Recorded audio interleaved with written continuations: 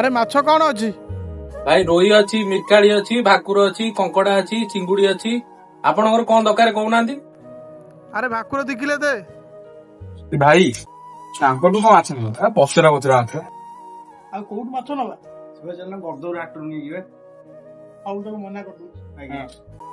ଆରେ ଭାଇ ମାଛ ରଖ, ଆମେ ଯାଉଛୁ ଗର୍ଦପୁର ହାଟରୁ ନବୁ ଆଉ। ଆରେ ଭାଇ ଥରେ ମାଛ ନେଇକି ତ ଦେଖ, ଯଦି ଖରାପ ପଡିଲା ତାହେଲେ ମୁଁ ତମକୁ ପଇସା ଫେରେଇ ଦେବି। ହଉ ମାଛ ଦେ, ଆଉ ଖରାପ ପଇଲେ ପଇସା ଫେରେଇବୁ।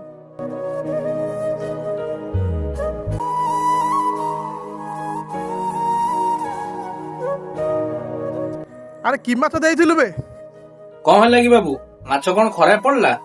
ଭାଇ ମୁଁ କହୁଛି ଆଙ୍କର ଖରାପ ମାଛ, ତମେ ନେଇଗଲ। ତମେ ଦିଟା ଓହ୍ଲେଇଲ। ଭାଇରେ ତ ମାଛ ପୁରା ଫ୍ରେଶ ଥିଲା, ଘରେ ଖାଇ ସମସ୍ତେ ଖୁସି, ପୁରା ଫ୍ରେଶ ମାଛ। ଭାଇ ତମେ ତ ମତେ ପୁରା ଡରେଇ ଦେଇଥିଲ। ତମେ ଦିଟା ମନେ ରଖ, କାହା ଦୋକାନରୁ କିଛି ନ ଖାଇ ନ ଜାଣି କେବେ କିଛି ଖରାପ କହିବନି। ଏମିତି ଖରାପ କହିବା ଦ୍ୱାରା ଦୋକାନୀର ବେପାର ଉପରେ ଖରାପ ପ୍ରଭାବ ପଡ଼ିବ, ବୁଝିଲ ତ?